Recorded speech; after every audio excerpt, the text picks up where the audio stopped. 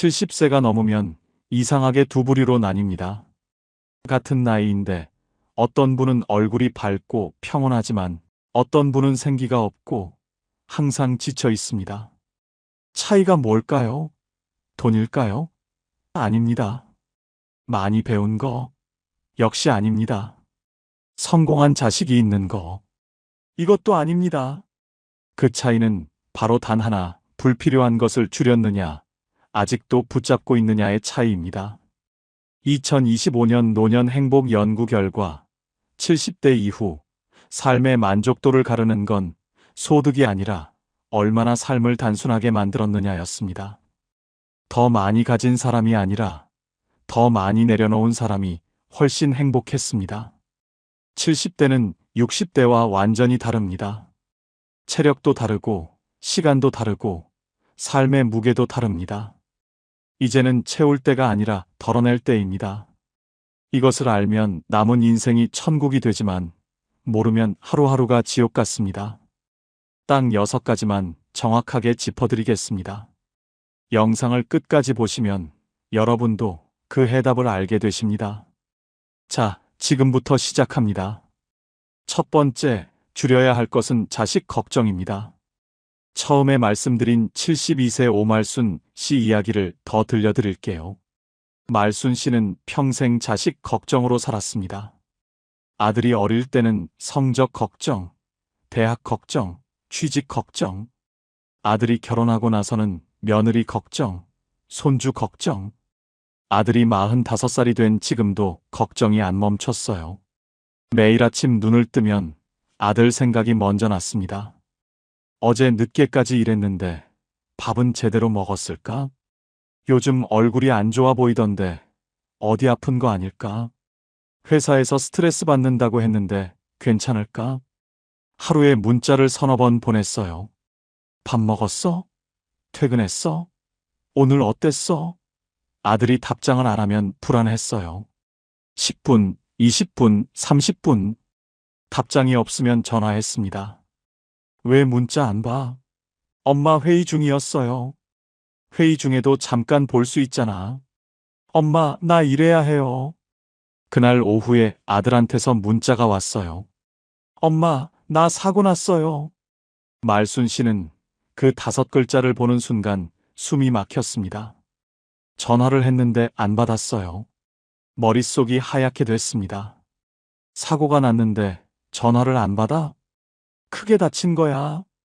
의식이 없는 건가? 어떡하지? 어떡하지? 온몸이 떨렸어요. 그 자리에서 쓰러졌습니다. 옆집 이웃이 119를 불렀어요. 응급실에 실려갔습니다. 심장이 너무 빨리 뛰어서 심전도 검사를 받았어요. 의사가 말했습니다. 어머님, 극도의 불안 상태로 오셨어요. 심장에 무리가 많이 갔어요.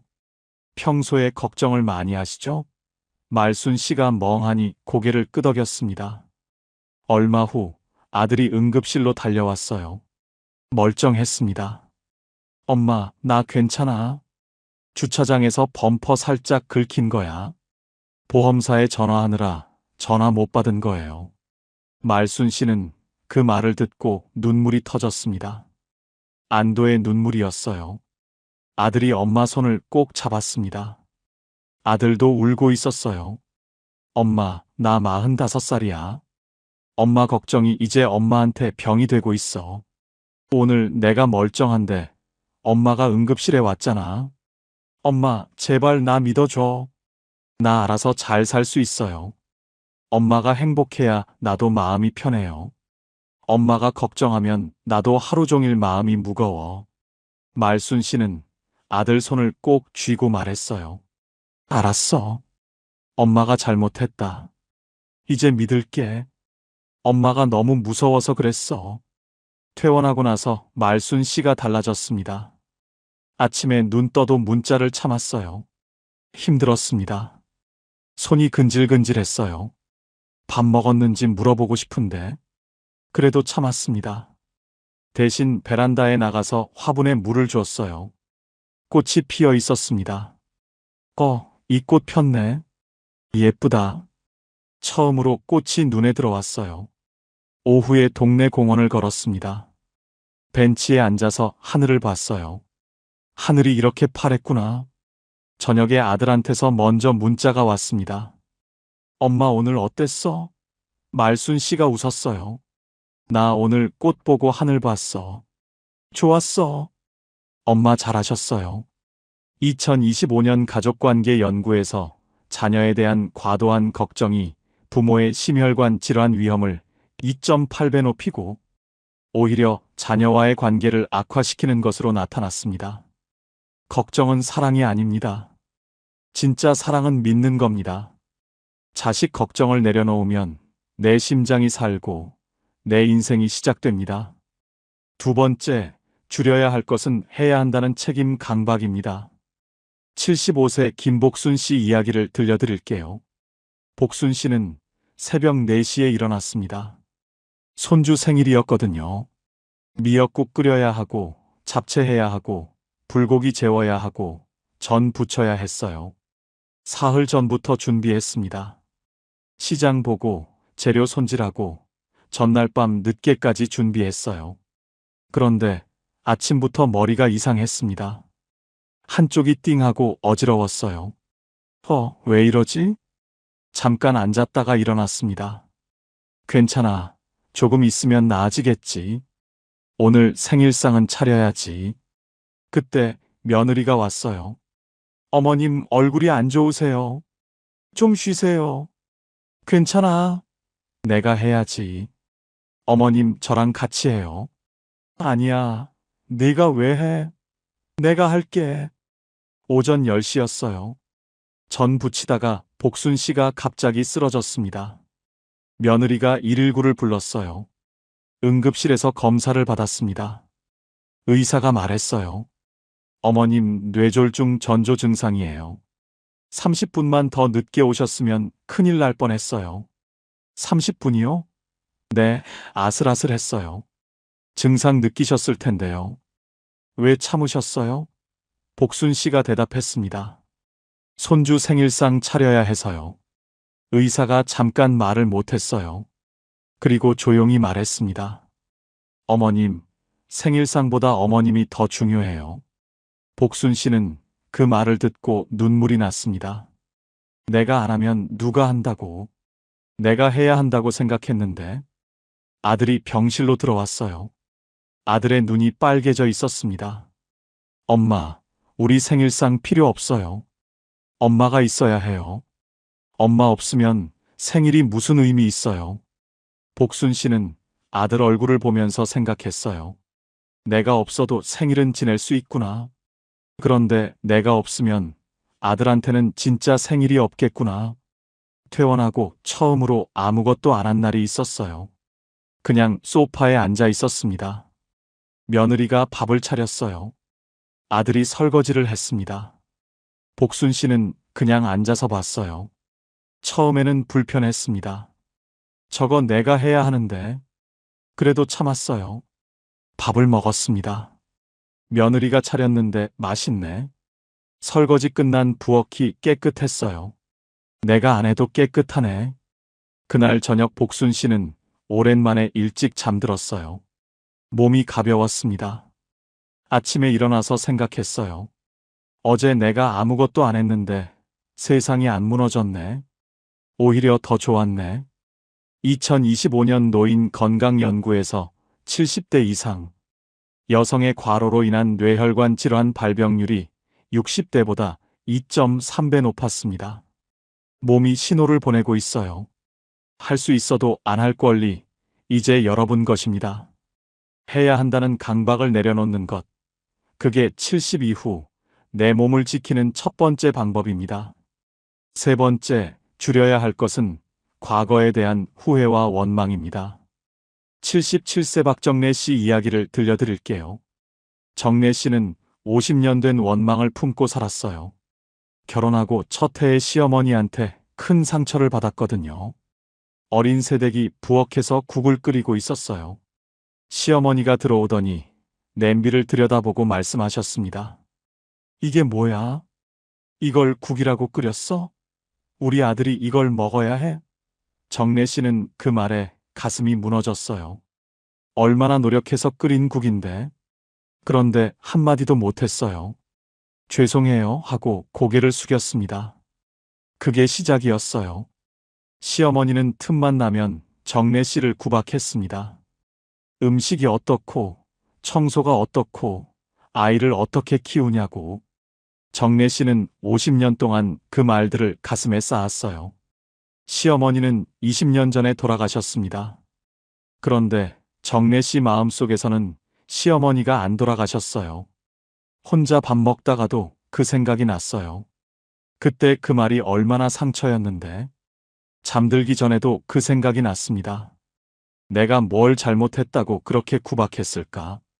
딸이 말했어요. 엄마, 할머니 돌아가신 지 20년이 됐는데 아직도 그 생각해요? 안 하려고 해도 자꾸 생각나. 엄마 그러면 엄마만 힘들잖아요. 나도 알아. 근데 안 돼. 어느 날 정래 씨가 방 청소를 하다가 오래된 일기장을 발견했어요. 30년 전에 쓴 일기였습니다. 펼쳐봤어요. 시어머니 이야기가 가득했어요. 오늘 또 구박받았다. 내가 뭘 잘못했을까? 억울하다. 서럽다. 페이지마다 원망이 가득했습니다. 정래 씨는 그 일기장을 보면서 생각했어요. 내가 30년 동안 이걸 들고 살았구나. 30년 동안 이 무거운 걸 들고 다녔구나. 일기장을 들고 마당에 나갔습니다. 불을 붙였어요. 멍하니 일기장이 타오르는 걸 바라봤습니다. 어머님, 이제 보내드릴게요. 내가 이걸 들고 있기엔 내 남은 시간이 너무 아까워요. 불이 꺼졌어요. 힘들었던 과거가 제가 됐습니다. 신기하게 마음이 가벼워졌어요. 딸이 다음 날 왔습니다. 엄마 얼굴이 왜 이렇게 달라 보여요? 어제 오래된 짐 하나 태웠어. 무슨 짐이요? 오래된 원망. 이제 필요 없어서. 2025년 심리학 연구에서 70대 이상이 과거의 원망을 내려놓았을 때 수면의 질이 62% 개선되고 삶의 만족도가 평균 40% 상승했습니다. 그분은 이미 과거에 있어요. 나는 지금 여기 있습니다. 50년 된 원망을 들고 가기엔 내 남은 시간이 너무 소중합니다. 과거의 원망을 내려놓는 것, 그게 나를 위한 가장 큰 선물입니다. 네 번째, 줄여야 할 것은 욕심과 나중에라는 미루기입니다. 73세 이순례 씨 이야기를 들려드릴게요. 순례 씨는 3년 전에 남편을 먼저 보냈어요. 암이었습니다. 6개월을 투병하다가 가셨어요. 남편이 돌아가시고 한 달이 지났을 때였어요. 순례 씨가 서랍 정리를 하다가 낡은 수첩 하나를 발견했습니다. 남편 수첩이었어요. 펼쳐봤어요. 첫 페이지에 이렇게 쓰여 있었습니다. 순례랑 꼭 가고 싶은 곳. 목록이 있었어요. 경주 불국사, 전남 순천만, 강원도 정동진 해돋이, 제주도 한라산 둘레길. 날짜도 적혀 있었어요. 퇴직하면 가자. 2018년. 퇴직은 했는데 못 갔습니다. 애들 결혼 끝나면 가자. 2021년. 결혼은 끝났는데 못 갔습니다. 그리고 2022년에 남편이 암 판정을 받았어요.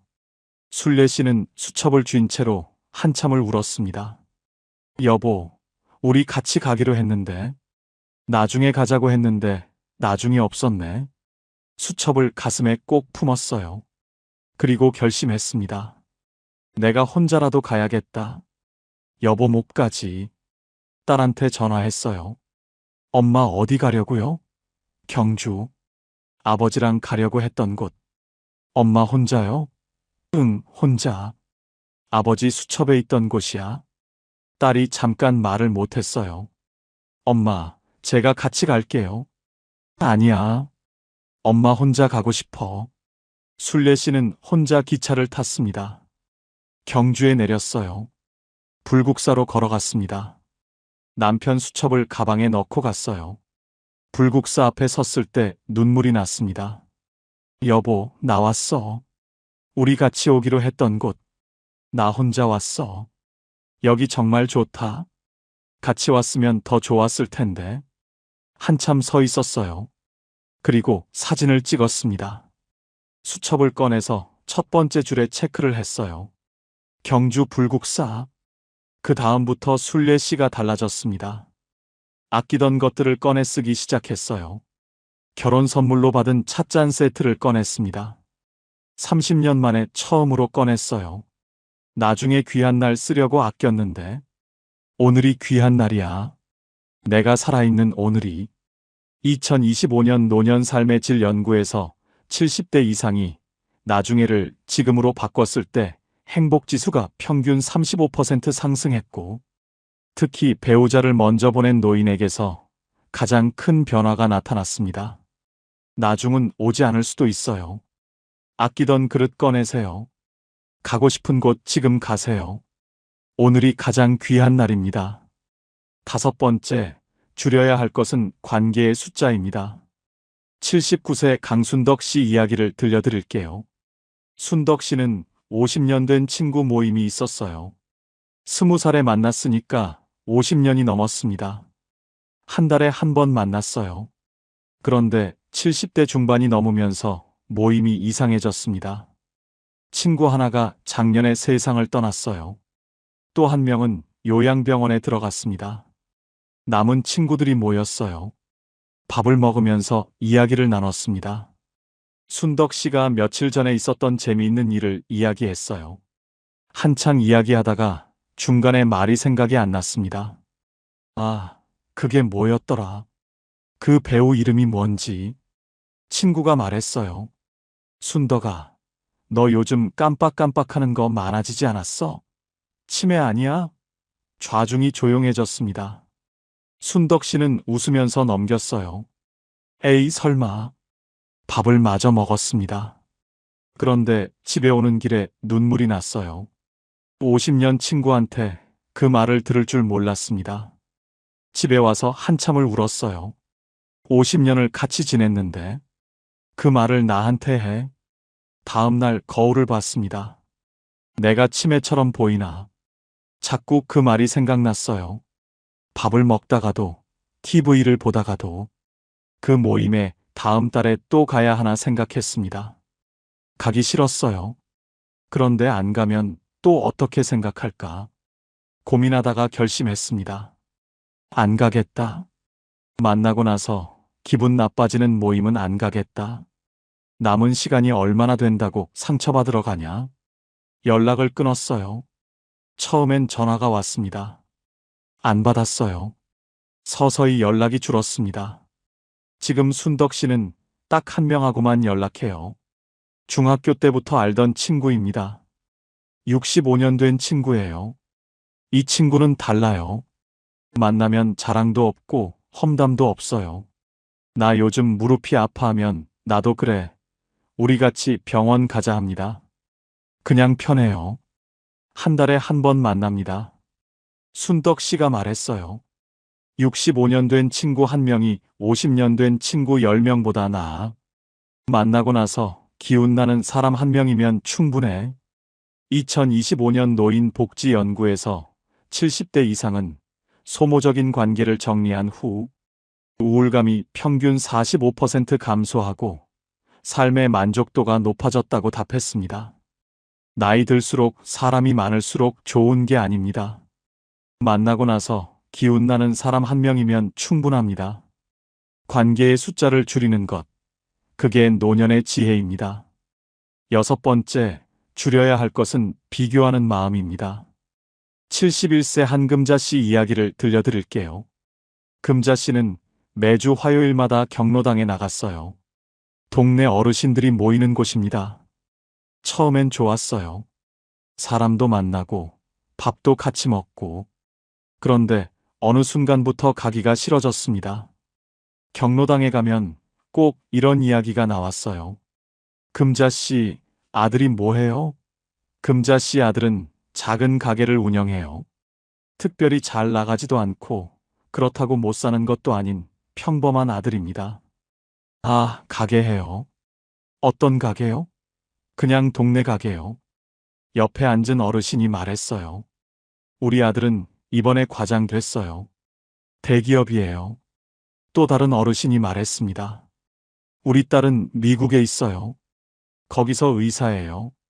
금자 씨는 갑자기 작아졌습니다. 우리 아들은 그냥 동네 가게인데 집에 오는 길에 기분이 안 좋았어요. 저녁에 아들한테 전화가 왔습니다. 엄마, 오늘 어땠어? 응, 그냥 그랬어. 왜요? 경로당 갔다 왔는데 별로였어. 왜요? 말하기 싫었어요. 그냥 아들이 눈치를 챘나 봐요. 엄마, 나 평범한 아들이라서 미안해요. 금자 씨는 그 말을 듣고 가슴이 철렁했습니다. 아니야, 왜 그런 말을 해? 엄마 표정 보면 알아요. 엄마가 나 때문에 기가 죽어 있잖아요. 금자 씨는 한참 말을 못했어요. 그리고 울었습니다. 엄마가 잘못했다. 내가 최고인데 엄마가 남이랑 비교했어. 미안해. 아들이 말했어요. 엄마, 나는 엄마 아들인 게 자랑스러워요. 엄마도 나 아들인 게 자랑스러웠으면 좋겠어요. 그날 이후 금자 씨가 달라졌습니다. 경로당에서 아들이 뭐 해요? 물으면 당당하게 말했어요. 가게 해요. 열심히 잘해요. 어떤 가게요? 동네 가게요. 우리 동네 사람들한테 필요한 거 파는 가게요. 자랑스럽죠? 그 말을 하는 순간 진짜 자랑스러웠습니다. 어느 날 경로당에서 집에 오는데 손녀한테서 문자가 왔어요. 할머니 나 오늘 시험 잘 봤어요. 할머니한테 제일 먼저 알리고 싶었어요. 금자 씨는 그 문자를 보면서 눈물이 났습니다. 내가 대기업 아들 가진 사람들이랑 비교하느라 이 소중한 것들을 못 보고 있었구나. 2025년 노인심리연구에서 경로당이나 모임에서의 비교 경험이 70대 이상의 자존감, 저하와 우울증의 주요 원인 1위를 차지했습니다. 남의 자식이랑 비교하다 내 인생을 잃어버리지 마세요. 내 아들이, 내 딸이, 내 손주가 이미 충분히 소중합니다. 비교하는 마음을 내려놓는 것, 그게 내 삶을 온전히 사는 겁니다. 여러분, 오늘 6분의 이야기 들으시면서 혹시 이런 생각 드셨나요? 이거 다 내 이야기네. 나도 이렇게 살았는데. 그 마음이 드셨다면 오늘 이 이야기가 여러분 마음속에 제대로 닿은 겁니다. 6가지 다 내려놓으실 필요 없어요. 딱 하나만요.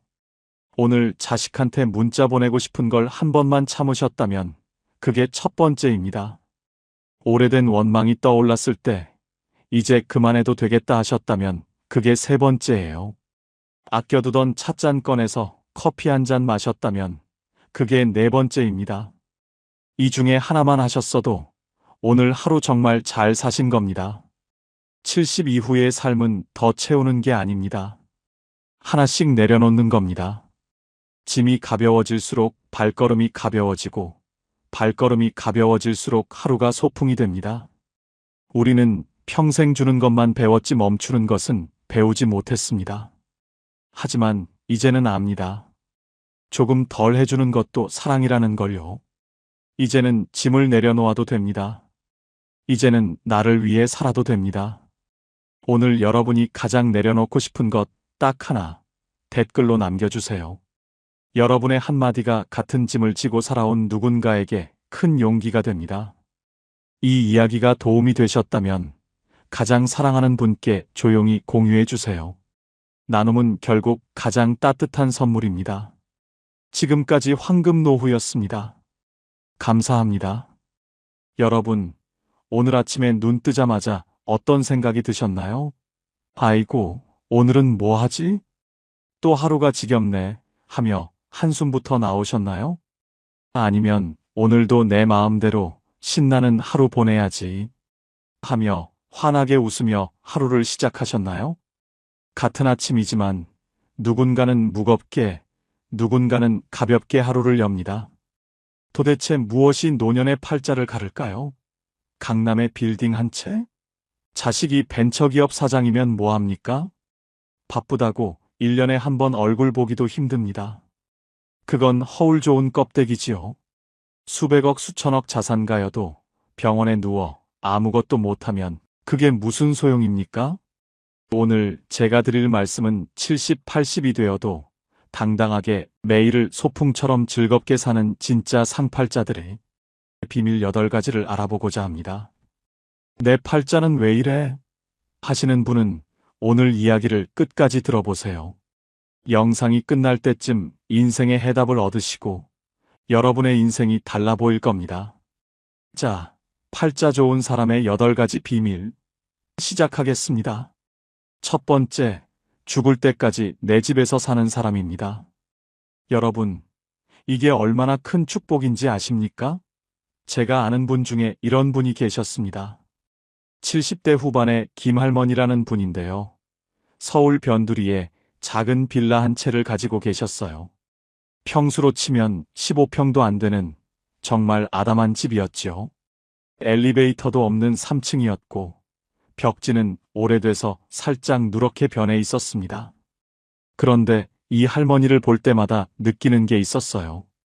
이분은 항상 표정이 편안했습니다.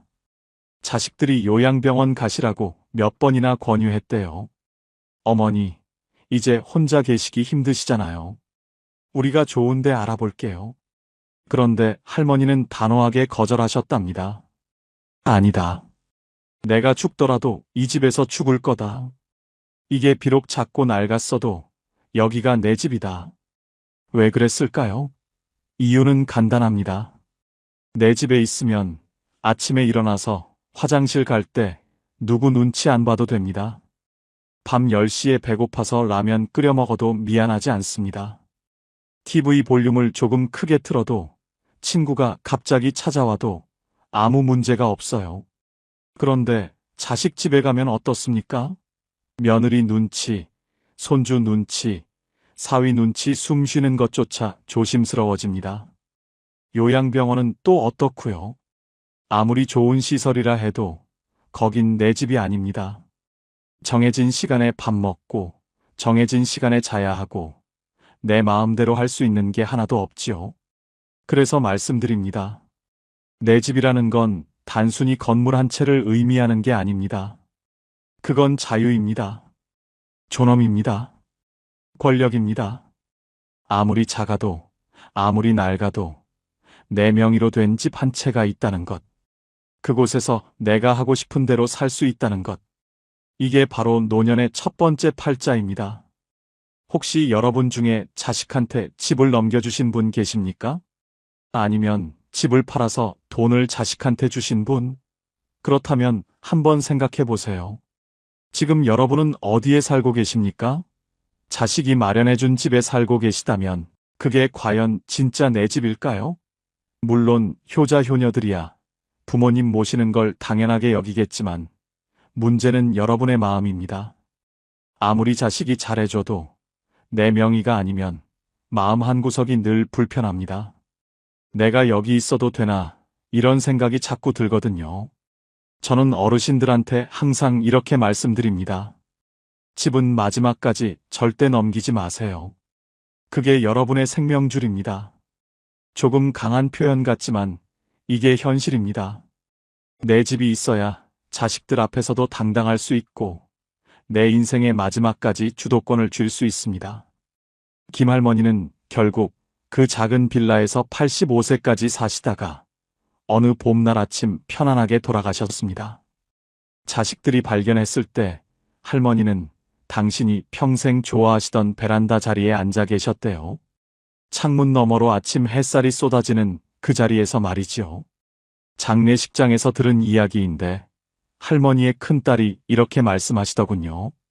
어머니는 평생 당신이 원하는 대로 사셨어요. 마지막까지도요. 그게 어머니가 우리한테 주신 가장 큰 선물이에요. 내 집. 그게 얼마나 큰 축복인지 혹시 여러분은 생각해 보신 적이 있으신가요? 두 번째, 매달 꼬박꼬박 나오는 연금이 있는 사람입니다. 이게 정말 중요합니다. 왜냐하면 돈이라는 게 나이 들수록 단순히 물질적 가치를 넘어서거든요. 그건 자존심이고 자유이고 때로는 관계를 지키는 방패막이가 되기도 합니다. 제가 아는 두 분의 어르신 이야기를 해드리겠습니다. 비슷한 나이, 비슷한 환경인데 삶의 질이 완전히 다른 두 분이었어요. 한 분은 박할아버지, 평생 공무원으로 일하시다 정년 퇴임하신 분입니다. 매달 200만 원 정도의 연금이 나오셨죠. 또 한 분은 이 할아버지, 자영업을 하시다가 80 가까이 되어 은퇴하신 분인데 연금이 없으셨습니다. 자식들이 한 달에 50만 원씩 용돈을 드렸어요.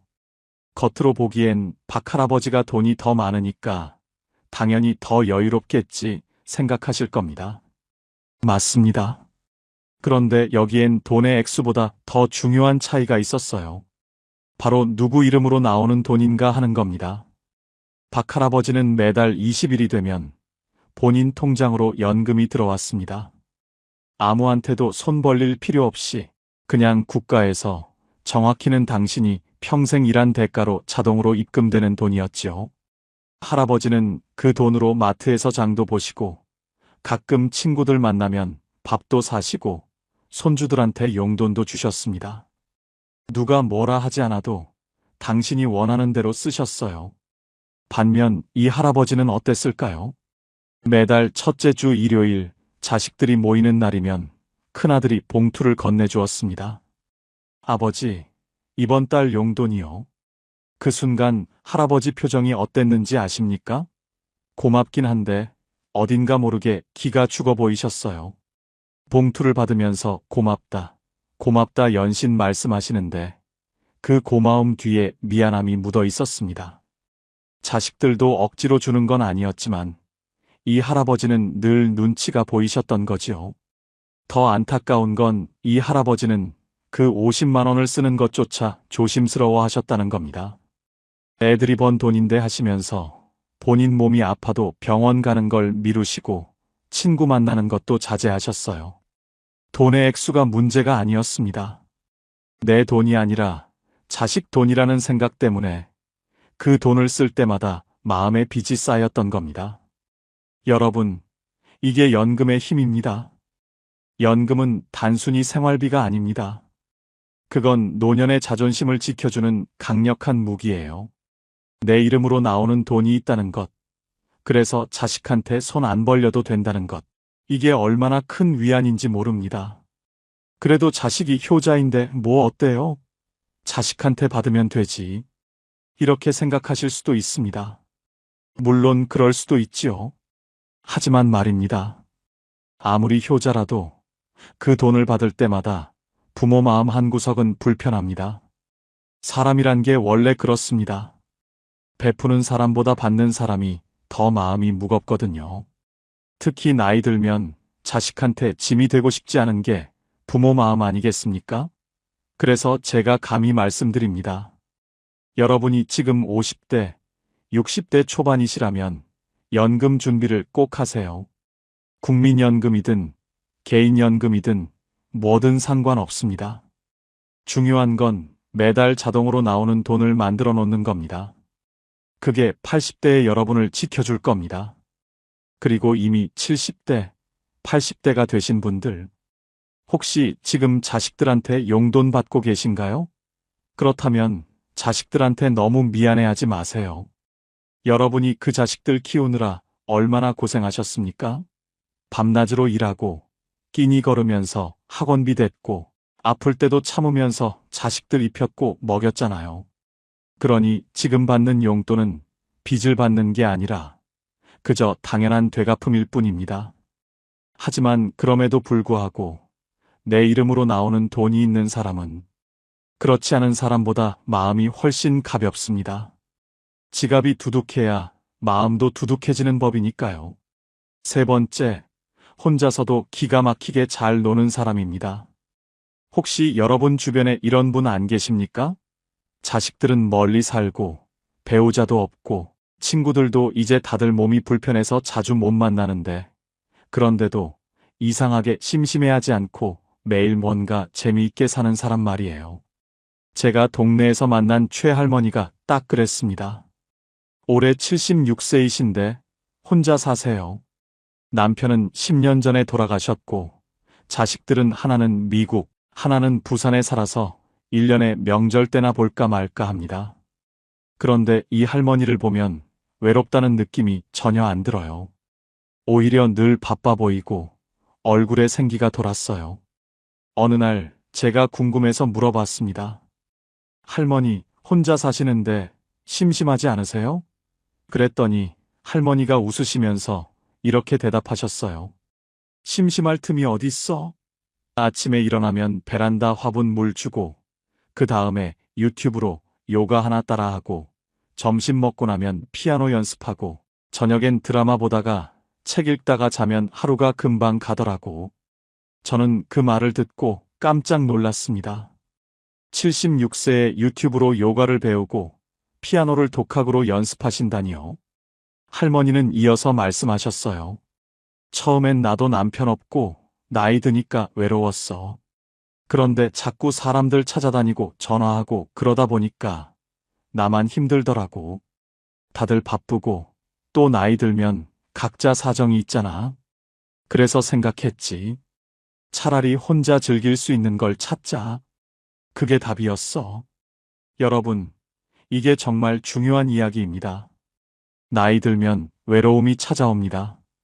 이건 누구도 피할 수 없는 현실이에요.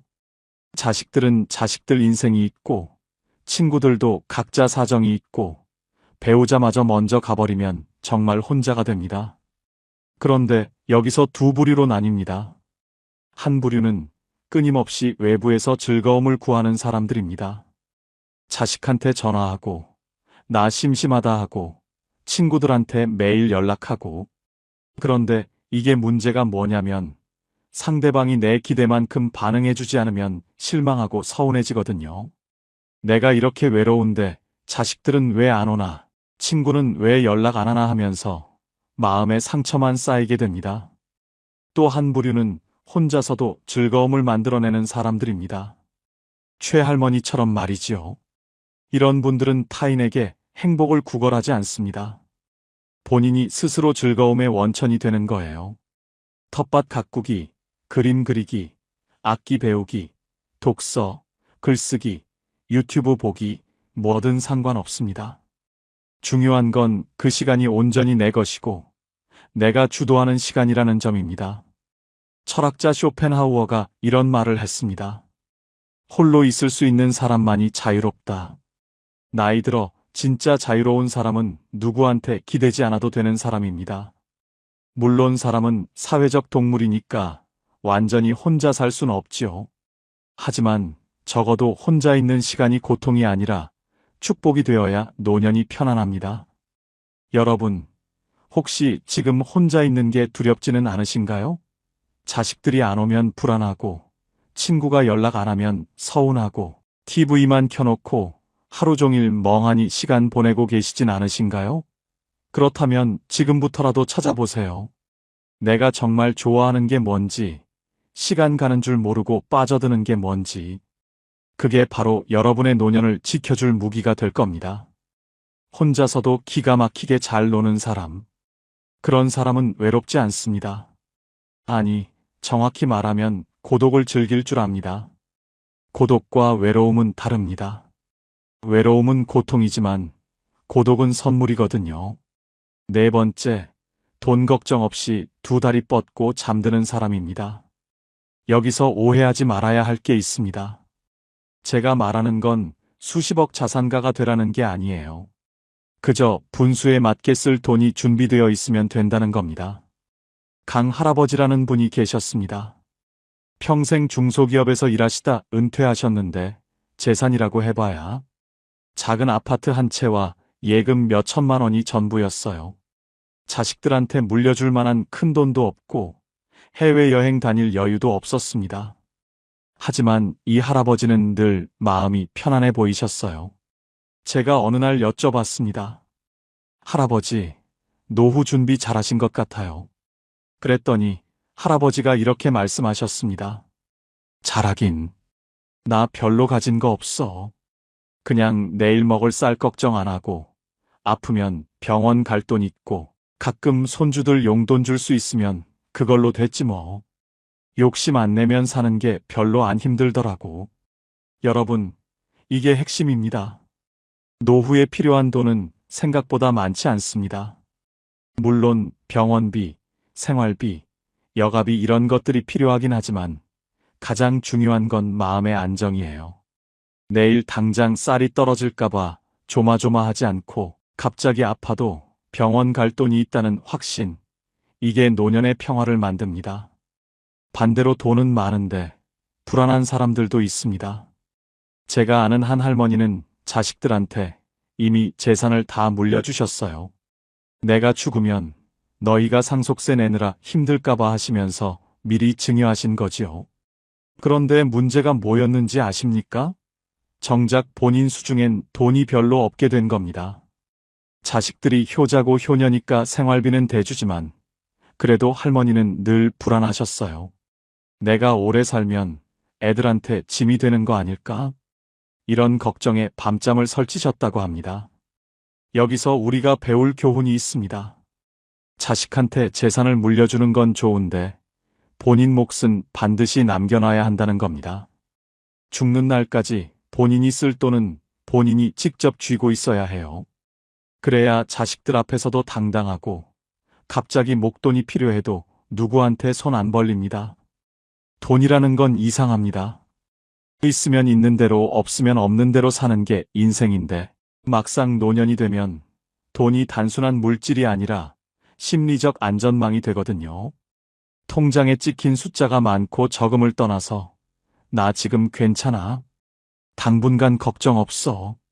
이렇게 생각할 수 있느냐 없느냐가 삶의 질을 완전히 바꿔놓습니다. 그래서 말씀드립니다. 여러분이 지금 60대, 70대 초반이시라면 자식한테 미리 다 주지 마세요. 집도 그렇고 현금도 그렇고 최소한 본인이 90세, 100세까지 살 거 생각하고 넉넉하게 남겨두세요. 자식들이 아버지, 어머니, 증여하면 세금 절약돼요. 이렇게 말할 수도 있는데 절대 속지 마세요. 세금 아끼려다가 노년에 자존감 잃으면 그게 무슨 소용입니까? 강 할아버지는 지금도 그 작은 아파트에서 편안하게 사십니다. 자식들한테 물려준 건 없지만 자식들이 오히려 할아버지를 더 존중합니다. 왜냐하면 할아버지는 아직도 경제적으로 독립적이시거든요. 돈 달라고 안 하고 오히려 명절 때마다 용돈을 주시니까 자식들 입장에서도 부담 없고 편한 겁니다.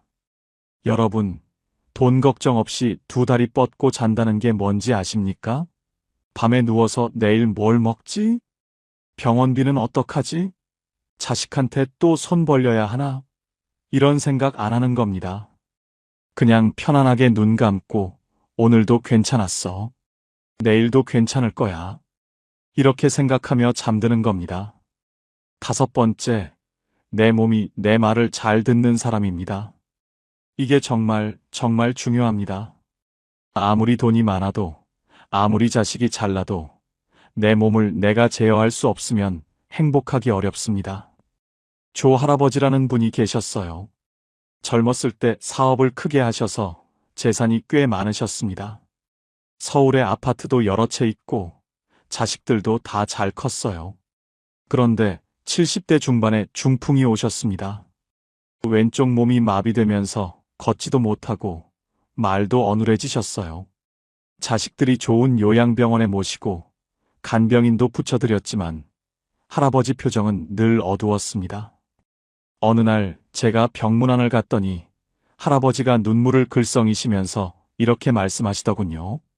말이 잘 안 나오셔서 한참을 애쓰셨는데 간신히 이렇게 말씀하셨습니다.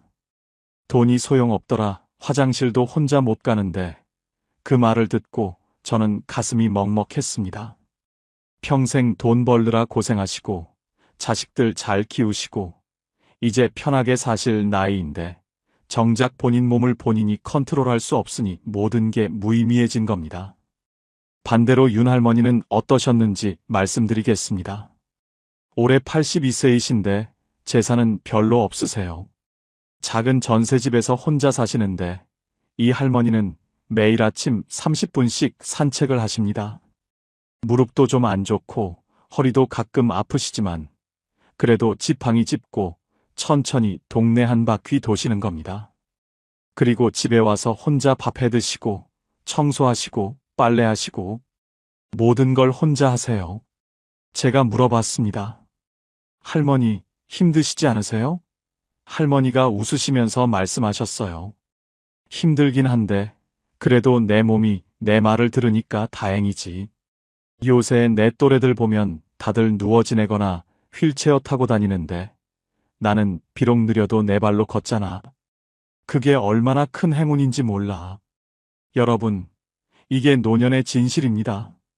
건강이 전부는 아니지만 건강 없이는 아무것도 의미가 없습니다. 아무리 좋은 집에 살아도 침대에서 못 일어나면 무슨 소용이고, 아무리 맛있는 음식이 있어도 씹지 못하면 무슨 의미가 있겠습니까? 아무리 자식들이 효자라 해도 본인이 화장실도 혼자 못 가면 얼마나 서럽고 창피하겠습니까? 그래서 지금부터라도 여러분 몸을 아끼셔야 합니다. 젊었을 때는 몸이 튼튼해서 조금 무리해도 금방 회복되지만 나이 들면 한번 망가진 몸은 다시 돌이키기 힘듭니다. 무릎이 아프면 무리하지 말고, 허리가 안 좋으면 쉬고, 당뇨가 있으면 음식 조절하고, 고혈압이 있으면 약 꼬박꼬박 챙겨 드시고, 나 이제 늙었는데 뭐 건강 관리를 해? 이렇게 포기하시는 분들이 계시는데 절대 그러지 마세요. 70대도 80대도 지금부터 관리하면 달라집니다. 물론 젊었을 때처럼 팔팔하게 되진 않겠지만 적어도 내가 하고 싶은 걸 내 몸으로 할 수 있는 상태는 유지할 수 있습니다. 윤 할머니는 82세에도 본인이 먹고 싶은 반찬을 직접 만들어 드시고 청소하시고 빨래하시고 산책도 하십니다. 물론 예전처럼 빠르게 못 하시고 중간중간 쉬면서 하시지만 그래도 본인이 직접 하신다는 게 중요합니다. 그게 자존감을 지켜줍니다. 나 아직 쓸모 있어. 아직 할 수 있어. 이런 생각이 노년을 버티게 해주는 힘이거든요. 내 몸이 내 말을 잘 듣는 사람. 비록 여기저기 쑤시고 아파도 그래도 내가 원하는 대로 움직일 수 있다면 그것만으로도 엄청난 축복입니다. 6번째, 부탁하지 않아도 되는 사람입니다. 나이 들수록 가장 서러운 순간이 언제인지 아십니까? 바로 누군가에게 뭔가를 부탁해야 할 때입니다. 장할머니라는 분이 계셨습니다. 혼자 사시는데 어느 날 은행에 가셔야 할 일이 있으셨대요. 요새는 은행도 다 인터넷으로 하고 ATM 기계로 하라고 하는데 할머니는 그런 거 잘 모르시거든요. 그래서 딸한테 전화하셨습니다. 애야, 미안한데 내일 시간 좀 내서 은행 좀 같이 가줄 수 있니? 딸은 당연히 그럼요. 엄마하고 흔쾌히 대답했지만 할머니는 전화 끊고 나서 한숨을 쉬셨대요. 애도 바쁜데 자꾸 이런 거 부탁하면 귀찮아 하겠지. 여러분, 이게 노년의 현실입니다. 나이 들면 혼자 하기 어려운 일들이 생깁니다. 스마트폰 사용법도 어렵고, 인터넷 뱅킹도 어렵고, 관공서 서류 작성하는 것도 복잡하고, 그럴 때마다 자식이나 지인에게 부탁해야 하는데, 그게 입이 안 떨어지는 겁니다. 자존심도 상하고, 미안하기도 하고, 또 거절당할까봐 두렵기도 하고. 그런데 말입니다. 어떤 분들은 부탁을 거의 안 합니다. 왜냐하면 미리미리 준비를 해놨거든요. 예를 들어 요즘 시대에 맞춰서 스마트폰 사용법을 조금씩이라도 배워놓은 분들, 인터넷 뱅킹을 천천히라도 혼자 할 수 있는 분들, 혹은 동사무소 가서 서류 작성할 때 직원한테 물어보면서라도 혼자 처리할 수 있는 분들, 이런 분들은 자식들한테 연락하는 빈도가 훨씬 적습니다. 나이 들었는데 무슨 스마트폰을 배워 하시는 분들 계시는데 천만의 말씀입니다. 지금이라도 배우세요. 완벽하게 못해도 됩니다. 그냥 기본적인 것만이라도 하시면 됩니다. 전화 걸기, 문자 보내기, 사진 찍기, 유튜브 보기, 은행 앱에서 잔액 확인하기. 이 정도만 하셔도 자식한테 부탁할 일이 절반으로 줍니다. 그리고 또 하나 중요한 게 있습니다. 병원 갈 때예요. 나이 들면 병원 갈 일이 많아지는데 그때마다 자식한테 병원 같이 가자 하면 자식들도 부담스럽습니다. 물론 큰 수술이나 중요한 진료는 당연히 함께 가야겠지만 단순히 약 타러 가거나 정기검진 받으러 갈 때는 혼자 가실 수 있으면 좋습니다. 택시 타고 병원 가서 진료받고 약 타고 다시 집에 오는 거. 이게 가능하면 자식들도 훨씬 마음 편하고 본인도 당당합니다. 물론 모든 걸 혼자 다 하라는 게 아닙니다. 도움이 정말 필요할 땐 당연히 부탁하셔야지요. 하지만 부탁을 최소화할 수 있는 능력, 그게 노년의 자존감을 지켜줍니다. 나 아직 혼자 할 수 있어. 아직 쓸모 있어. 이런 생각이 우리를 젊게 만들거든요. 부탁하지 않아도 되는 사람. 누군가에게 고맙지만 미안하지 않은 노후. 이게 6번째 팔자입니다. 7번째, 오늘 하루를 이유 없이 만족하는 사람입니다. 이게 사실 가장 어려우면서도 가장 중요한 팔자일지도 모릅니다. 여러분, 혹시 요즘 이런 생각하시진 않으신가요? 오늘 뭐 특별한 일도 없었는데 그냥 평범하게 밥 먹고 TV 보고 그렇게 하루가 갔네 그러면서 왠지 허전하고 공허한 느낌. 뭔가 의미 있는 일을 해야 할 것 같은데 막상 하루를 돌아보면 별로 한 게 없는 것 같고 이런 마음 말입니다. 그런데 정할아버지는 다르셨습니다. 올해 78세이신데 이분은 특별한 취미도 없고 큰 계획도 없으세요. 그냥 아침에 일어나서 세수하고 아침 먹고 동네 한 바퀴 걷고 점심 먹고 낮잠 자고 저녁 먹고 TV 보다가 책 조금 읽고 주무세요. 매일 똑같은 일상입니다. 제가 물어봤습니다. 할아버지, 매일 똑같은데 심심하지 않으세요? 할아버지가 웃으시면서 이렇게 대답하셨어요. 심심하긴. 근데 있잖아. 나 이 나이까지 살면서 깨달은 게 하나 있어. 특별한 일이 없다는 게 얼마나 큰 행운인지. 아프지 않고, 배고프지 않고, 추위에 떨지 않고, 그냥 평범하게 하루를 보낼 수 있다는 게 사실은 기적이더라고. 여러분, 이게 정말 중요한 깨달음입니다. 우리는 평생을 뭔가 특별한 것을 추구하며 살아왔습니다.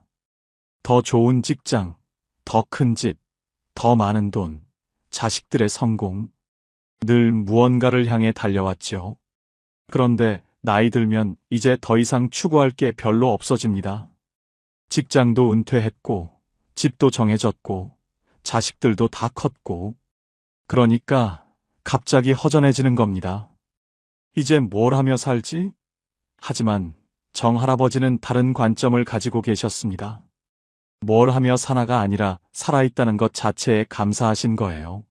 아침에 눈 떠서 따뜻한 물로 세수할 수 있고, 밥을 씹어 먹을 수 있고, 동네를 걸을 수 있고, 햇볕을 쬐을 수 있고, 밤에 편안하게 잠들 수 있는 것. 이게 다 특별한 일이라고 생각하신 겁니다. 조선시대 학자 정양용 선생이 이런 말씀을 하셨습니다. 평범한 하루가 쌓여 비범한 인생이 된다. 매일 특별한 일이 있어야 행복한 게 아니라 평범한 하루를 감사히 받아들일 수 있는 마음이 진짜 행복이라는 뜻이겠죠. 그래서 말씀드립니다. 여러분, 오늘 하루 특별한 일 없으셨나요? 그럼 그게 오히려 감사한 일입니다. 큰 사고 없었고, 큰 병 걸리지 않았고, 자식들한테 나쁜 소식 없었고, 그냥 조용히 하루가 지나갔다면 그게 바로 축복입니다. 기대가 크지 않으니까 실망도 적고, 욕심이 적으니까 마음이 가볍고, 그렇게 살다 보면 늙을수록 더 편안해집니다. 과거에 그때 내가 이렇게 했으면 저 사람은 좋겠다. 나는 왜 이 모양인가 이런 생각들 이제 내려놓으세요.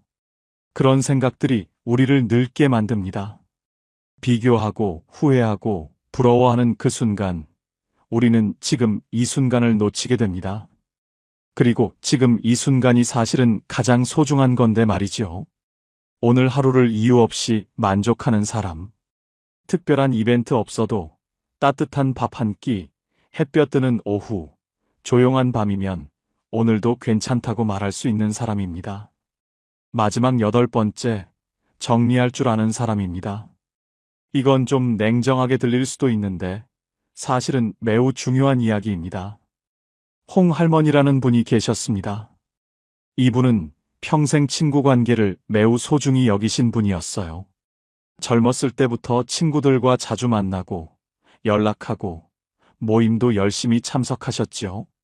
그런데 70대 중반이 되면서 할머니는 점점 피곤해지기 시작하셨습니다.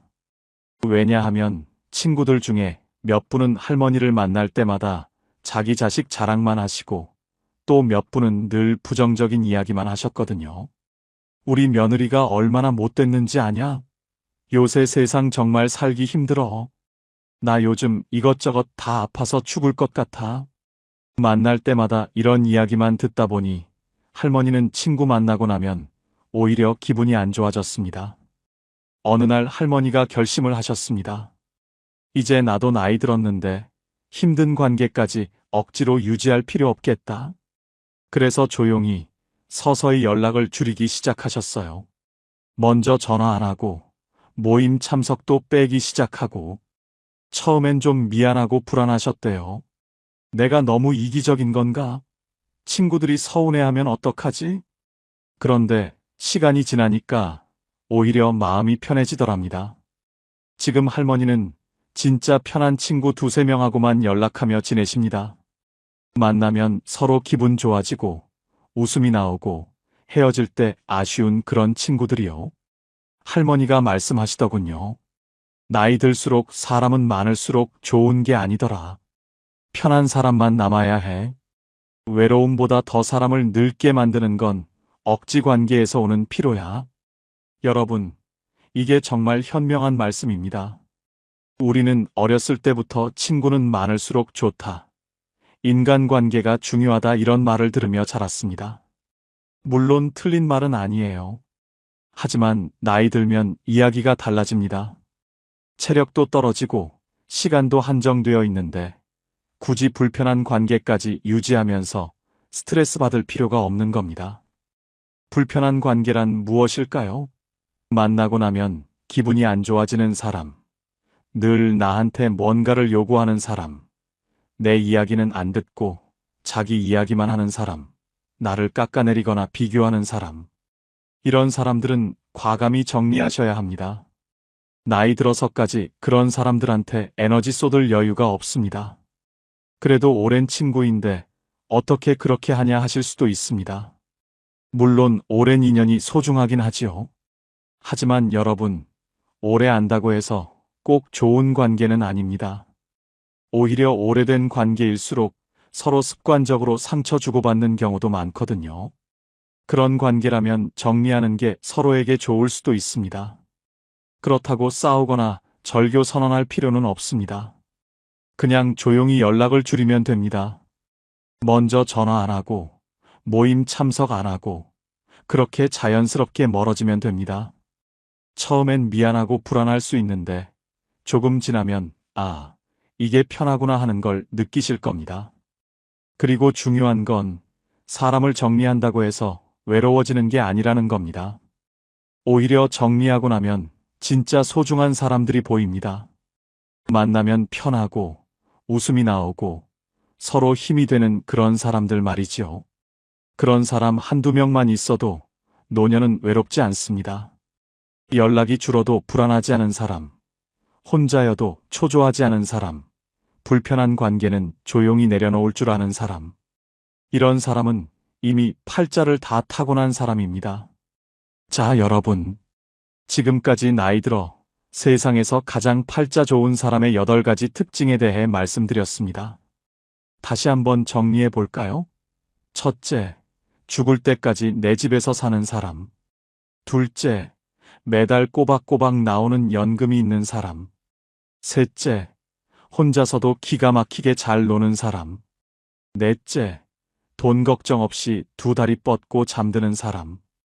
다섯째, 내 몸이 내 말을 잘 듣는 사람. 여섯째, 부탁하지 않아도 되는 사람. 일곱째, 오늘 하루를 이유 없이 만족하는 사람. 여덟째, 사람을 정리할 줄 아는 사람. 혹시 여러분은 이 중에서 몇 가지나 가지고 계신가요? 8개 다 가지고 계시다면 축하드립니다. 여러분은 이미 최고의 팔자를 타고난 분입니다. 4개나 5개 정도 가지고 계시다면 그것도 충분히 훌륭합니다. 완벽한 사람은 없으니까요. 그리고 만약 하나도 없다고 느끼신다면 걱정하지 마세요.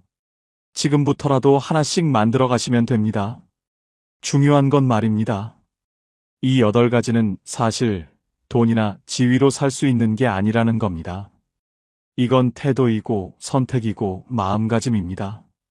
내 집에서 산다는 건 결국 독립적으로 살겠다는 의지고, 연금이 있다는 건 미리 준비했다는 거고, 혼자 잘 논다는 건 스스로를 사랑한다는 거고, 돈 걱정 없이 잔다는 건 분수를 안다는 거고, 몸이 말을 듣는다는 건 평소에 관리했다는 거고, 부탁 안 한다는 건 자립심이 있다는 거고, 하루에 만족한다는 건 감사할 줄 안다는 거고, 사람을 정리한다는 건 용기가 있다는 겁니다.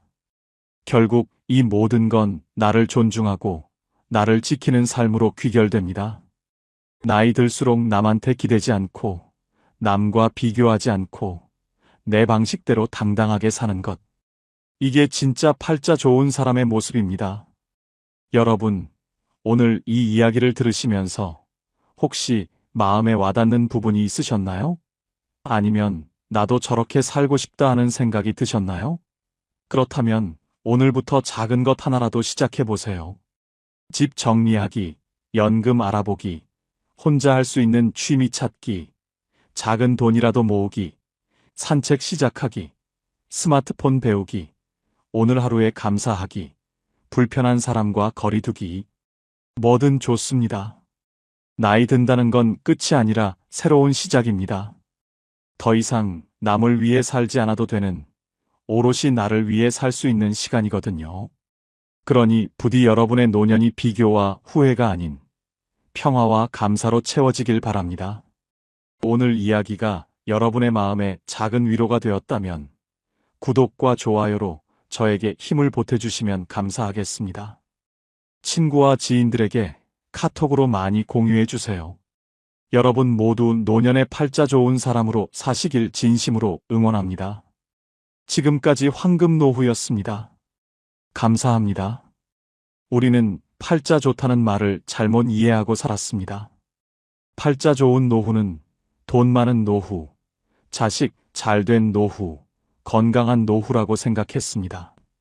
그래서 평생 돈을 모았고, 자식을 잘 키우려 애썼고, 건강을 지키려 노력했습니다. 그런데 막상 노년이 되어보니 달랐습니다. 평생 잘못 알고 있었던 겁니다.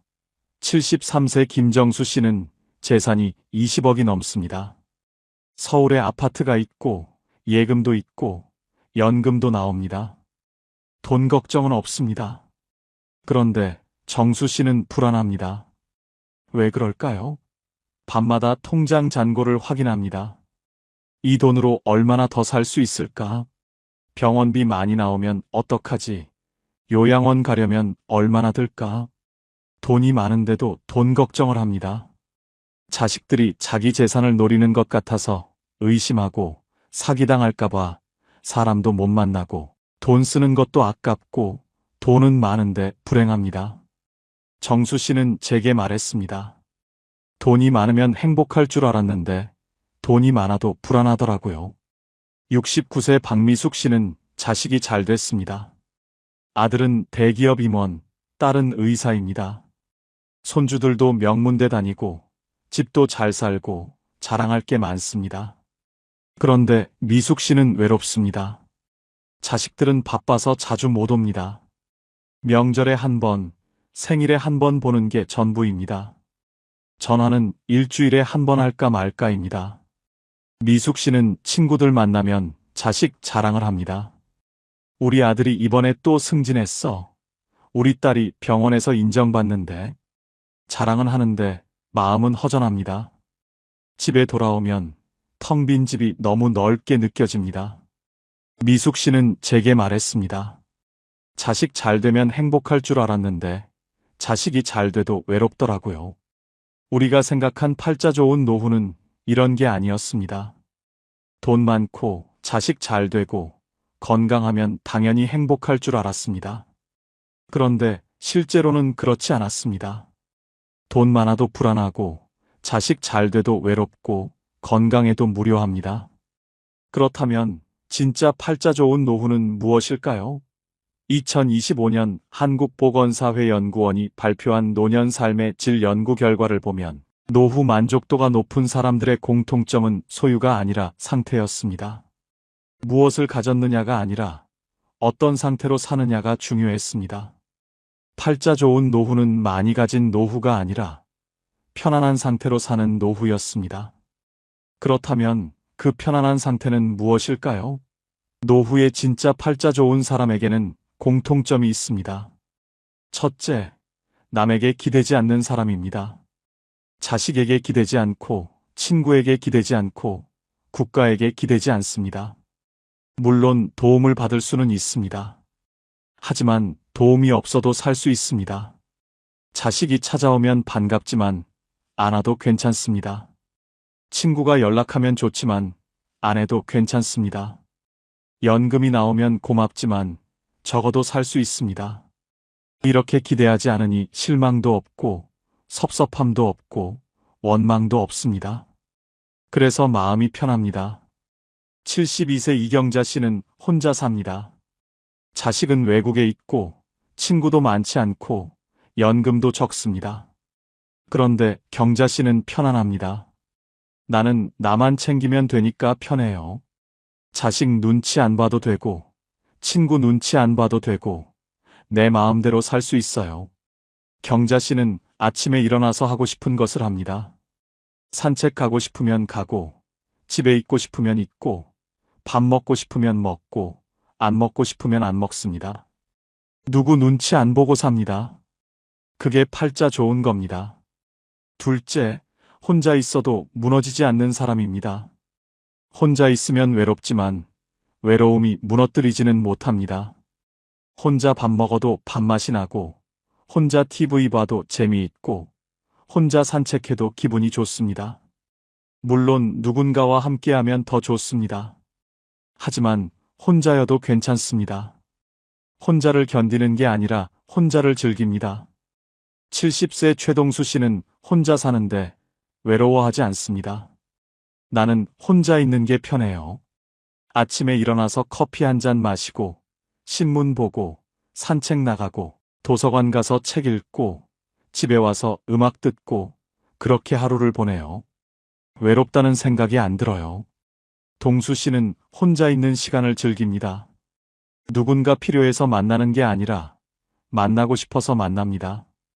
그래서 관계가 가볍고 부담이 없고 편합니다. 그게 팔자 좋은 겁니다. 셋째, 하루를 스스로 채울 줄 아는 사람입니다. 아침에 일어나서 오늘 뭐 하지가 아니라 오늘 이거 해야지 하고 생각합니다. 거창한 계획이 아니라 작은 일상입니다. 산책 나가기, 책 읽기, 친구 만나기, 요리하기, 청소하기, 이런 작은 것들로 하루를 채웁니다. 누가 시키지 않아도 스스로 합니다. 누가 함께하지 않아도 혼자 합니다. 그렇게 하루를 채우다 보면 하루가 금방 지나갑니다. 저녁이 되면 오늘도 잘 보냈네 하고 만족합니다. 68세 윤정혜 씨는 매일 아침 계획을 세웁니다. 오늘은 산책 가고 도서관 가고 점심은 김치찌개 끓여 먹고 오후에는 드라마 보고 저녁에는 친구한테 전화하고 이렇게 하루를 계획합니다. 거창하지 않습니다. 그냥 일상입니다. 그런데 이렇게 계획하고 실천하다 보면 하루가 의미 있어집니다. 정혜 씨는 저녁에 일기를 씁니다. 오늘 산책하면서 꽃 봤다. 도서관에서 좋은 책 읽었다. 친구랑 통화했다 이렇게 적습니다. 작은 것들이지만 적고 보면 하루가 알찹니다. 그게 팔자 좋은 겁니다. 조선시대 실학자 정약용 선생은 유배지에서 18년을 보냈습니다. 가족과 떨어져 혼자 지냈습니다. 외롭고 힘들었을 겁니다. 그런데 정약용 선생은 무너지지 않았습니다. 매일 아침 일어나서 책을 읽고 글을 쓰고 제자를 가르치고 산책을 했습니다. 하루하루를 스스로 채웠습니다. 그렇게 18년을 보내고 나서 500권이 넘는 책을 남겼습니다. 정약용 선생은 이런 말씀을 하셨습니다. 하루를 헛되이 보내지 말라. 오늘을 사는 사람이 내일을 얻는다. 팔자는 타고나는 게 아니라 선택되는 겁니다. 매일 아침 일어나서 오늘을 어떻게 살지 선택하는 것, 그게 팔자를 만듭니다. 그렇다면 구체적으로 노후에 팔자 좋은 사람의 조건은 무엇일까요? 화려하지 않지만 살아보면 가장 중요한 기준들이 있습니다. 첫째, 내 집이 있습니다. 크지 않아도 됩니다. 허름해도 됩니다. 하지만 내 집입니다. 누구 눈치 안 보고 살 수 있는 공간입니다. 아침에 일어나서 거실에 나가도 되고 안 나가도 됩니다. 밥을 먹어도 되고 안 먹어도 됩니다. 청소를 해도 되고 안 해도 됩니다. 내 마음대로입니다. 월세로 사는 노인은 불안합니다. 언제까지 여기 살 수 있을까? 집주인이 나가라고 하면 어디로 가지? 이런 걱정을 합니다. 자식 집에 사는 노인도 불편합니다. 거실에 나가려다가 며느리 눈치 보고 냉장고 열려다가 사위 눈치 보고 방에만 있습니다. 하지만 내 집이 있으면 자유롭습니다. 그게 팔자 좋은 겁니다. 둘째, 빚이 없습니다. 돈이 많지 않아도 됩니다. 하지만 빚은 없습니다. 갚아야 할 돈이 없으니 마음이 편합니다. 매달 이자 걱정 안 해도 되고 독촉 전화 받을 일도 없고 밤에 편하게 잠을 잡니다. 빚이 있는 노인은 잠을 못 잡니다. 밤마다 계산기를 두드립니다. 이자가 얼마지? 원금은 언제 갚지? 죽기 전에 갚을 수 있을까? 걱정이 끝이 없습니다. 하지만 빚이 없으면 편합니다. 적게 살아도 내 것이니까 편합니다. 그게 팔자 좋은 겁니다. 셋째, 고정 수입이 있습니다. 크지 않아도 됩니다. 하지만 매달 일정하게 들어옵니다. 연금이든 임대 수입이든 이자 수입이든 뭐든 매달 들어오는 돈이 있습니다. 이 돈으로 관리비 내고 밥 사 먹고 병원 가고 그렇게 살 수 있습니다. 고정 수입이 없는 노인은 불안합니다. 이번 달은 어떻게 살지? 다음 달은 어떻게 하지? 걱정이 끝이 없습니다. 하지만 고정 수입이 있으면 편합니다. 적어도 계획을 세울 수 있습니다. 그게 팔자 좋은 겁니다. 넷째, 몸이 아직 내 말을 듣습니다. 건강하지 않아도 됩니다. 여기저기 아픈 데가 있어도 됩니다. 하지만 내가 움직이고 싶으면 움직일 수 있습니다. 화장실 혼자 갈 수 있고, 밥 혼자 먹을 수 있고, 옷 혼자 입을 수 있습니다. 완전히 건강하지 않아도 기본적인 것은 혼자 할 수 있습니다. 누워있는 노인은 불행합니다. 화장실 가려면 누군가 도와줘야 하고, 밥 먹으려면 떠먹여줘야 하고, 옷 입으려면 입혀줘야 합니다. 자존심이 상합니다. 하지만 혼자 움직일 수 있으면 자유롭습니다. 그게 팔자 좋은 겁니다. 다섯째, 교통이 편합니다. 집 근처에 버스 정류장이 있고, 지하철역이 있고, 마트가 있고, 병원이 있습니다. 걸어서 갈 수 있는 거리에 다 있습니다. 외진 곳에 사는 노인은 불편합니다. 장 보러 가려면 택시 타야 하고, 병원 가려면 자식 차 얻어 타야 하고, 나갈 때마다 눈치 봅니다. 하지만 교통이 편하면 자유롭습니다. 버스 타고 어디든 갈 수 있습니다. 그게 팔자 좋은 겁니다. 여섯째, 혼자 밥을 먹을 수 있습니다. 누군가 차려주지 않아도 됩니다. 혼자 라면 끓여 먹고, 밥 해 먹고, 김치 꺼내 먹습니다. 맛있지 않아도 됩니다. 거창하지 않아도 됩니다. 하지만 혼자 해 먹을 수 있습니다. 혼자 못 해 먹는 노인은 의존적입니다. 누군가 해줘야 밥을 먹습니다. 자식이 안 오면 굶고 도우미가 안 오면 굶습니다. 하지만 혼자 해 먹을 수 있으면 자유롭습니다. 그게 팔자 좋은 겁니다. 일곱째, 내일 할 일이 있습니다. 거창한 일이 아닙니다. 내일 도서관 가야지, 내일 친구 만나야지, 내일 청소해야지, 이런 작은 일입니다. 하지만 내일 할 일이 있으니 내일이 기다려집니다. 할 일 없는 노인은 무료합니다. 내일도 그냥 집에 있겠지. 내일도 TV만 보겠지. 내일이 안 기다려집니다. 하지만 할 일이 있으면 내일이 기다려집니다. 그게 팔자 좋은 겁니다. 여덟째, 통장에 비상금이 있습니다. 많지 않아도 됩니다. 1,000만 원 정도면 됩니다. 갑자기 돈 쓸 일이 생겨도 당황하지 않습니다. 이가 아파서 치과 가야 하면 가고, 안경이 망가져서 새로 맞춰야 하면 맞추고, 보일러가 고장나서 고쳐야 하면 고칩니다. 비상금 없는 노인은 불안합니다. 갑자기 돈 쓸 일이 생기면 자식한테 손 벌려야 합니다. 하지만 비상금이 있으면 편합니다. 그게 팔자 좋은 겁니다. 아홉째, 마음 편한 사람이 한 명 있습니다. 자식이든 친구든 이웃이든 한 명이면 됩니다. 힘들 때 전화할 수 있는 사람, 아플 때 부를 수 있는 사람, 외로울 때 만날 수 있는 사람이 한 명 있습니다. 많을 필요 없습니다. 한 명이면 됩니다. 아무도 없는 노인은 외롭습니다. 힘들어도 혼자 견디고, 아파도 혼자 버티고, 외로워도 혼자 있습니다. 하지만 한 명이라도 있으면 든든합니다. 그게 팔자 좋은 겁니다. 열째, 하루를 후회 없이 마칩니다.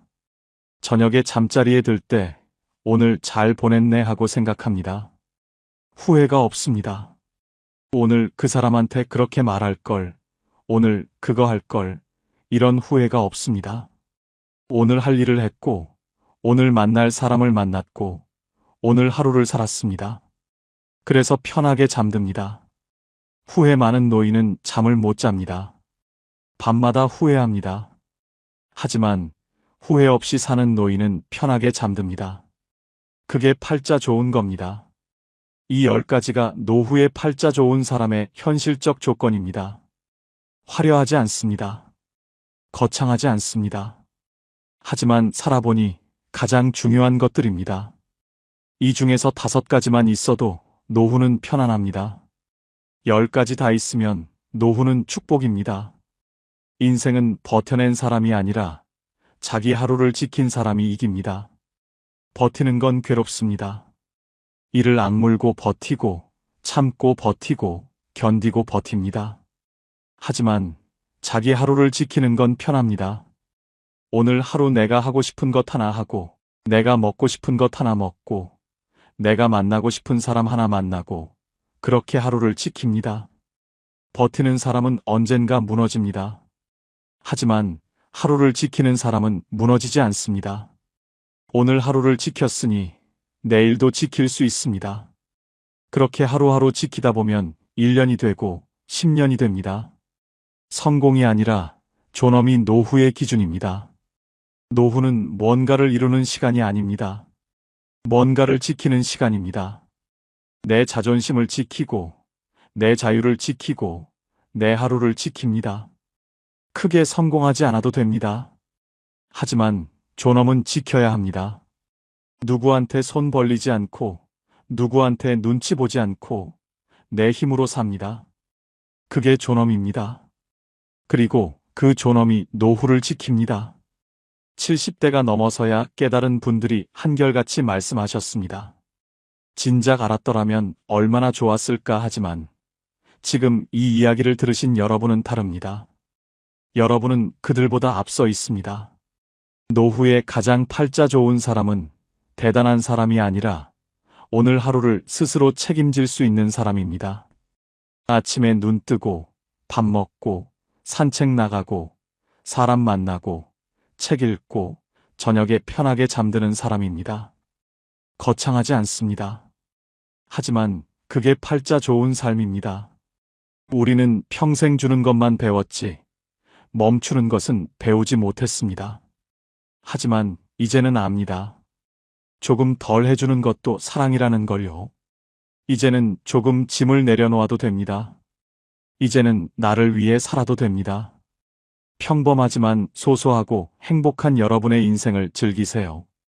여러분의 노후가 행복하시길 진심으로 응원합니다. 지금까지 황금 노후였습니다. 감사합니다.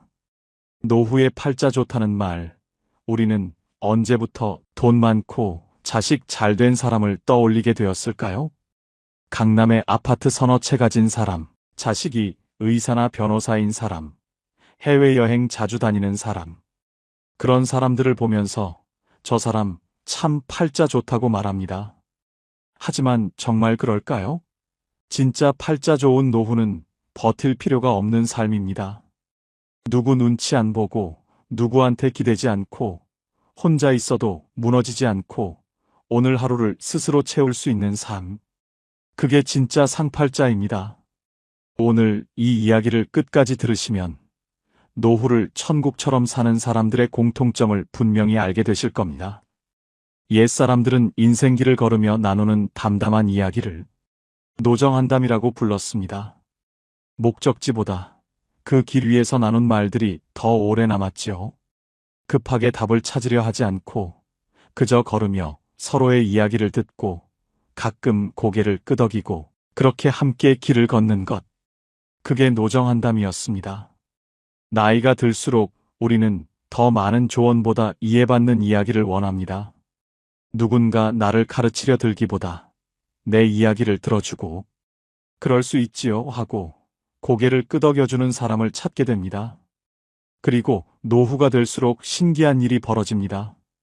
누군가는 점점 편안해지고 누군가는 더 불안해집니다.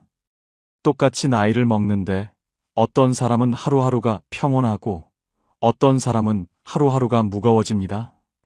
놀랍게도 그 차이는 돈, 자식, 명예 때문이 아닙니다. 돈 많은 노인이 불안해하고 자식 잘된 노인이 외로워하고 명예 있던 노인이 초라해하는 경우를 우리는 주변에서 봅니다. 반대로 돈은 많지 않아도 평온한 노인, 자식과 자주 만나지 않아도 담담한 노인, 크게 이룬 것 없어도 당당한 노인도 있습니다.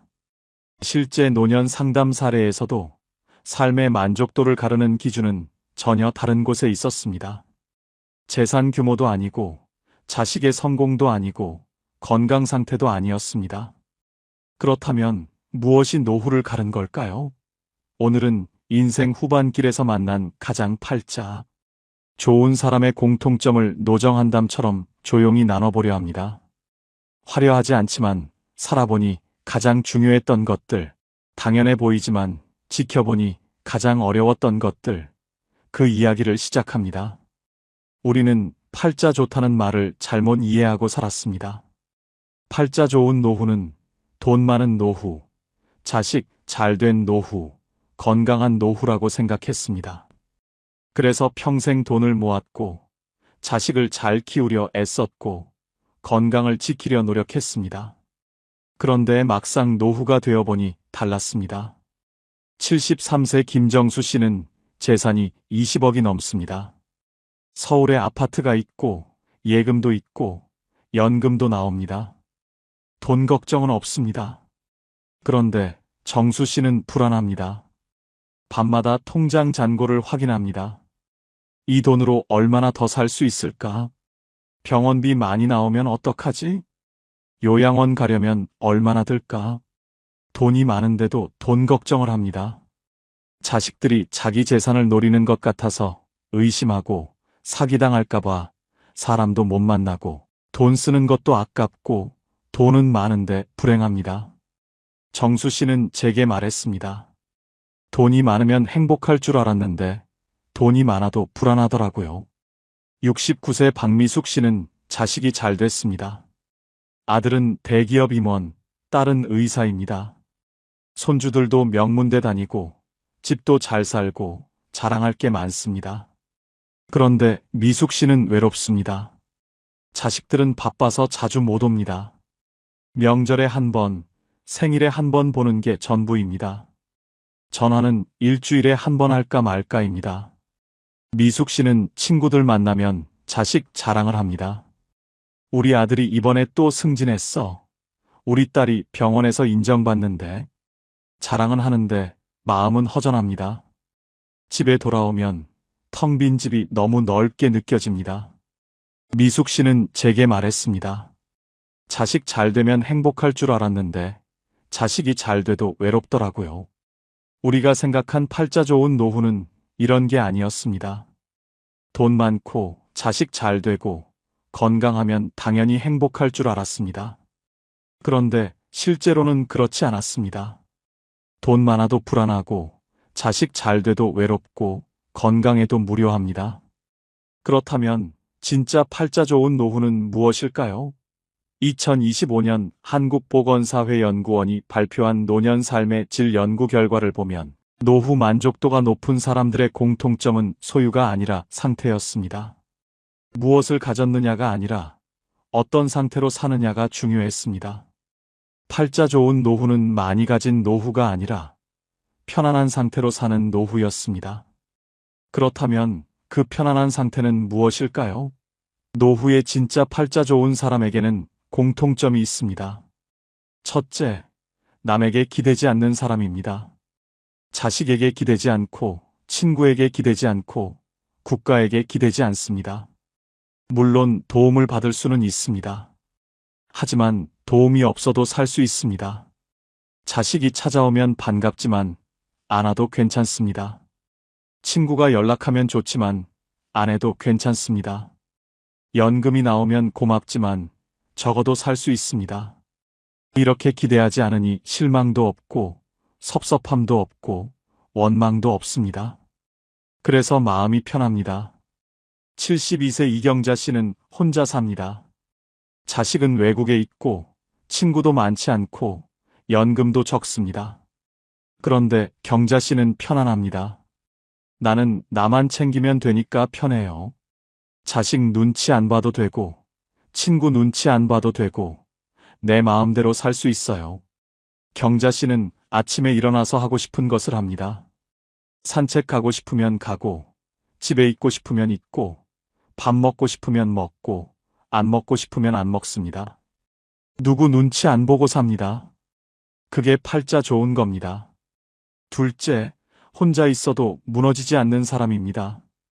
혼자 있으면 외롭지만 외로움이 무너뜨리지는 못합니다. 혼자 밥 먹어도 밥맛이 나고 혼자 TV 봐도 재미있고 혼자 산책해도 기분이 좋습니다.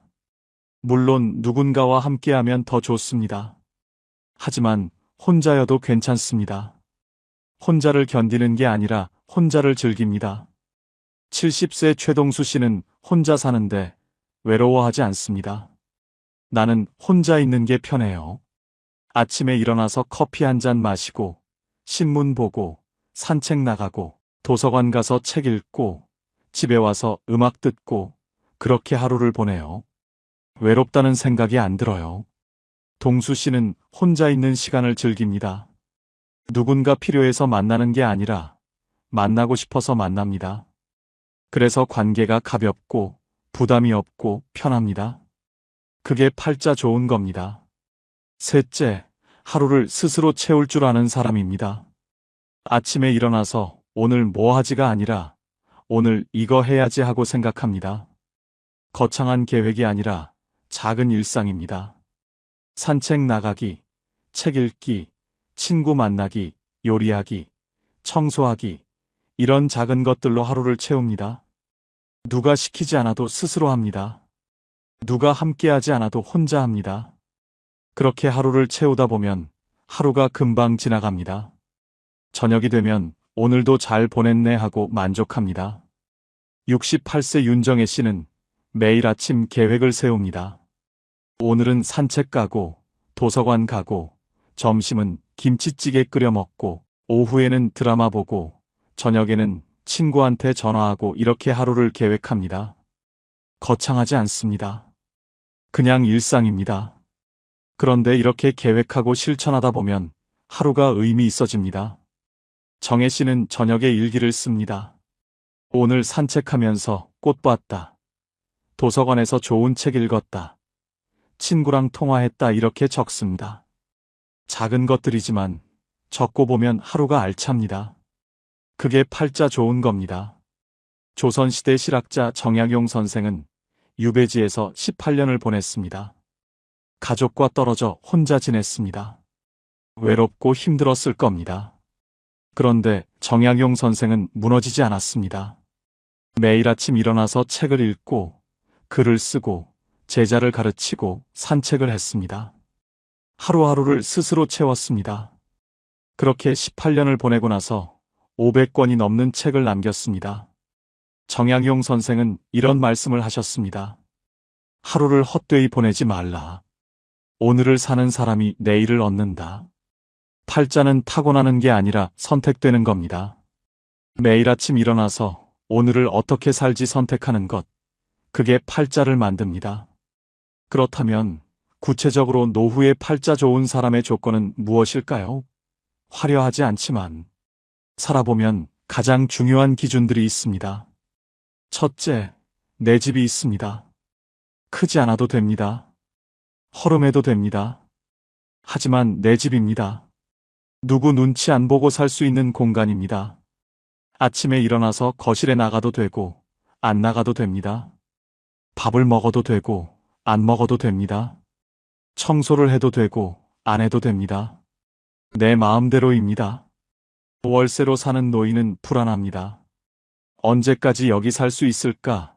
집주인이 나가라고 하면 어디로 가지? 이런 걱정을 합니다. 자식 집에 사는 노인도 불편합니다. 거실에 나가려다가 며느리 눈치 보고 냉장고 열려다가 사위 눈치 보고 방에만 있습니다. 하지만 내 집이 있으면 자유롭습니다. 그게 팔자 좋은 겁니다. 둘째, 빚이 없습니다. 돈이 많지 않아도 됩니다. 하지만 빚은 없습니다. 갚아야 할 돈이 없으니 마음이 편합니다. 매달 이자 걱정 안 해도 되고 독촉 전화 받을 일도 없고 밤에 편하게 잠을 잡니다. 빚이 있는 노인은 잠을 못 잡니다. 밤마다 계산기를 두드립니다. 이자가 얼마지? 원금은 언제 갚지? 죽기 전에 갚을 수 있을까? 걱정이 끝이 없습니다. 하지만 빚이 없으면 편합니다. 적게 살아도 내 것이니까 편합니다. 그게 팔자 좋은 겁니다. 셋째, 고정 수입이 있습니다. 크지 않아도 됩니다. 하지만 매달 일정하게 들어옵니다. 연금이든 임대 수입이든 이자 수입이든 뭐든 매달 들어오는 돈이 있습니다. 이 돈으로 관리비 내고 밥 사 먹고 병원 가고 그렇게 살 수 있습니다. 고정 수입이 없는 노인은 불안합니다. 이번 달은 어떻게 살지? 다음 달은 어떻게 하지? 걱정이 끝이 없습니다. 하지만 고정 수입이 있으면 편합니다. 적어도 계획을 세울 수 있습니다. 그게 팔자 좋은 겁니다. 넷째, 몸이 아직 내 말을 듣습니다. 건강하지 않아도 됩니다. 여기저기 아픈 데가 있어도 됩니다. 하지만 내가 움직이고 싶으면 움직일 수 있습니다. 화장실 혼자 갈 수 있고, 밥 혼자 먹을 수 있고, 옷 혼자 입을 수 있습니다. 완전히 건강하지 않아도 기본적인 것은 혼자 할 수 있습니다. 누워있는 노인은 불행합니다. 화장실 가려면 누군가 도와줘야 하고, 밥 먹으려면 떠먹여줘야 하고, 옷 입으려면 입혀줘야 합니다. 자존심이 상합니다. 하지만 혼자 움직일 수 있으면 자유롭습니다. 그게 팔자 좋은 겁니다. 다섯째, 교통이 편합니다. 집 근처에 버스 정류장이 있고, 지하철역이 있고, 마트가 있고, 병원이 있습니다. 걸어서 갈 수 있는 거리에 다 있습니다. 외진 곳에 사는 노인은 불편합니다. 장 보러 가려면 택시 타야 하고, 병원 가려면 자식 차 얻어 타야 하고, 나갈 때마다 눈치 봅니다. 하지만 교통이 편하면 자유롭습니다. 버스 타고 어디든 갈 수 있습니다. 그게 팔자 좋은 겁니다. 여섯째, 혼자 밥을 먹을 수 있습니다. 누군가 차려주지 않아도 됩니다. 혼자 라면 끓여 먹고, 밥 해 먹고, 김치 꺼내 먹습니다. 맛있지 않아도 됩니다. 거창하지 않아도 됩니다. 하지만 혼자 해 먹을 수 있습니다. 혼자 못 해 먹는 노인은 의존적입니다. 누군가 해줘야 밥을 먹습니다. 자식이 안 오면 굶고 도우미가 안 오면 굶습니다. 하지만 혼자 해먹을 수 있으면 자유롭습니다. 그게 팔자 좋은 겁니다. 일곱째, 내일 할 일이 있습니다. 거창한 일이 아닙니다. 내일 도서관 가야지, 내일 친구 만나야지, 내일 청소해야지, 이런 작은 일입니다. 하지만 내일 할 일이 있으니 내일이 기다려집니다. 할 일 없는 노인은 무료합니다. 내일도 그냥 집에 있겠지. 내일도 TV만 보겠지. 내일이 안 기다려집니다. 하지만 할 일이 있으면 내일이 기다려집니다. 그게 팔자 좋은 겁니다. 여덟째, 통장에 비상금이 있습니다. 많지 않아도 됩니다. 1,000만 원 정도면 됩니다. 갑자기 돈 쓸 일이 생겨도 당황하지 않습니다.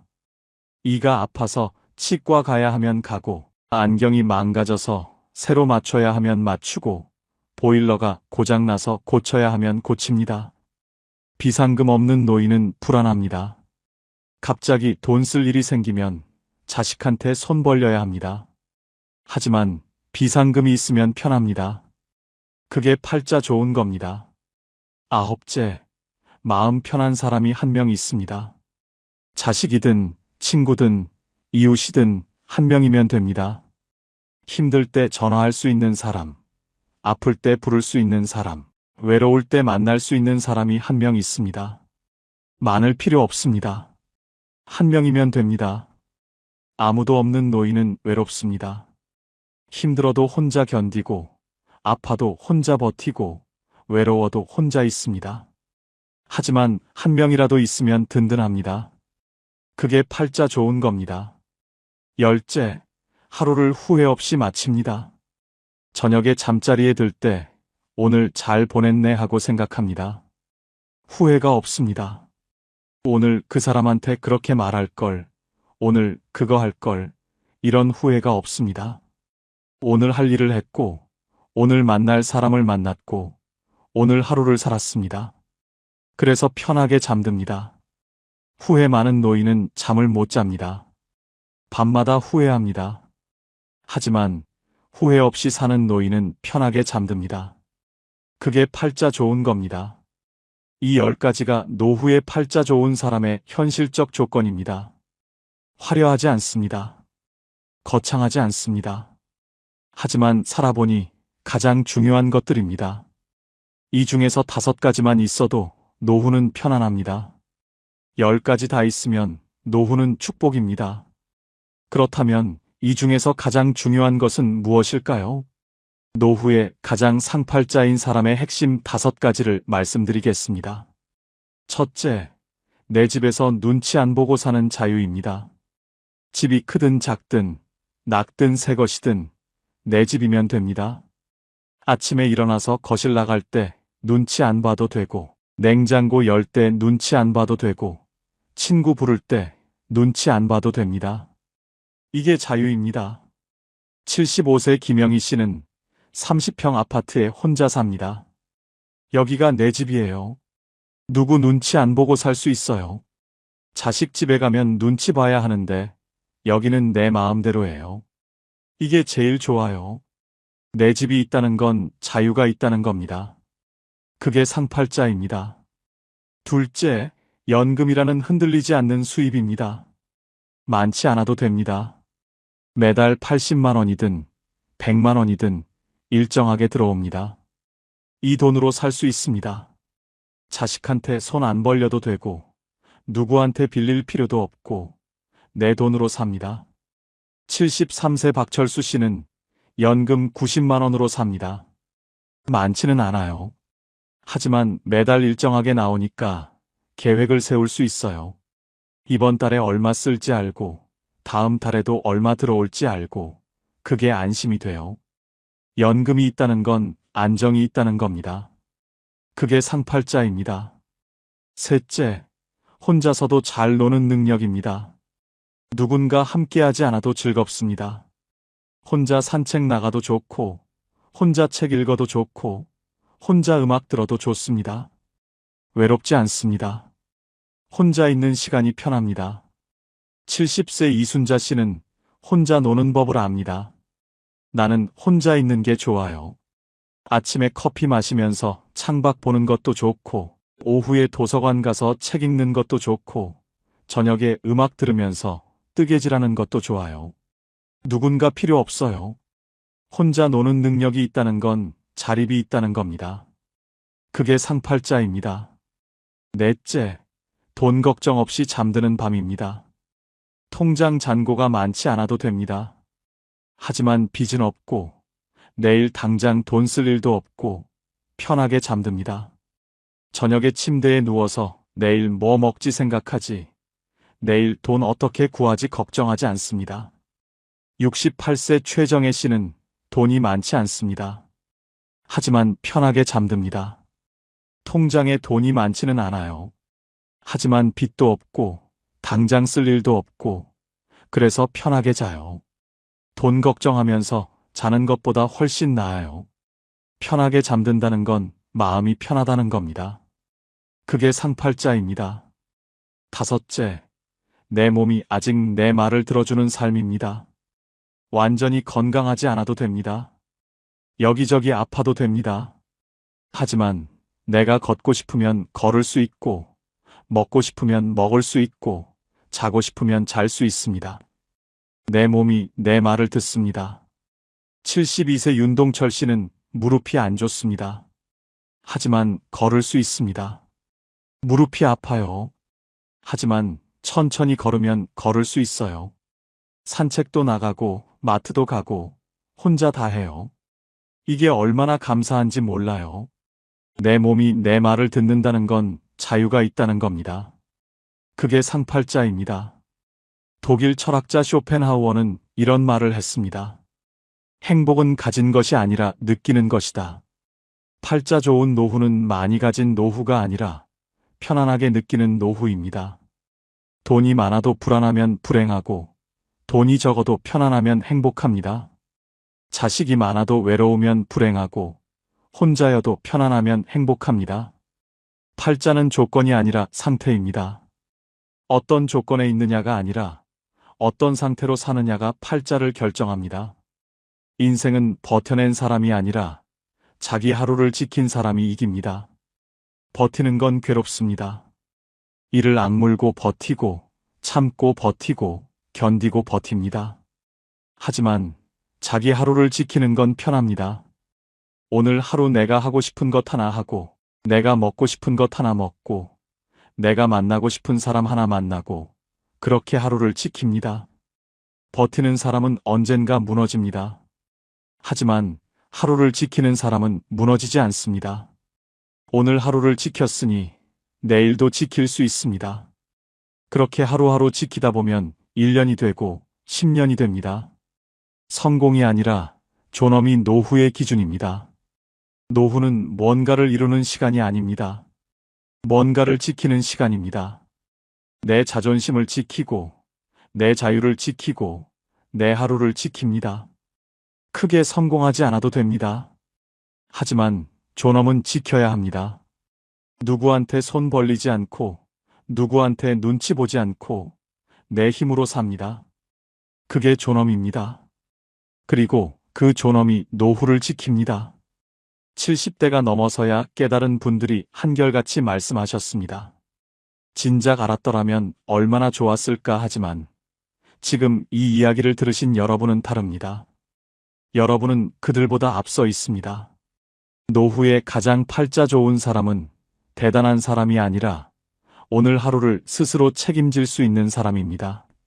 아침에 눈 뜨고 밥 먹고 산책 나가고 사람 만나고 책 읽고 저녁에 편하게 잠드는 사람입니다. 거창하지 않습니다. 하지만 그게 팔자 좋은 삶입니다. 우리는 평생 주는 것만 배웠지 멈추는 것은 배우지 못했습니다. 하지만 이제는 압니다. 조금 덜 해주는 것도 사랑이라는 걸요. 이제는 조금 짐을 내려놓아도 됩니다. 이제는 나를 위해 살아도 됩니다. 여러분, 오늘 하루를 돌아보세요. 오늘 감사할 일이 있었나요? 오늘 웃은 일이 있었나요? 오늘 편안했던 순간이 있었나요?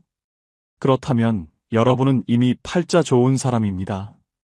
큰 집이 없어도, 많은 돈이 없어도, 자식이 잘 되지 않았어도, 오늘 하루를 편안하게 보냈다면 그게 팔자입니다. 내일도 그렇게 보내세요. 스스로 하루를 채우고 혼자 있어도 무너지지 않고 작은 것에 감사하며 사세요. 그게 진짜 상팔자 노후입니다. 여러분 모두 그런 노후를 사시길 진심으로 응원합니다. 이미 여기까지 살아오신 것만으로도 충분히 대단하신 분들입니다. 앞으로도 조금씩 천천히 여러분만의 속도로 살아가시길 바랍니다. 오늘 이 이야기가 여러분께 작은 용기가 되었기를 바랍니다.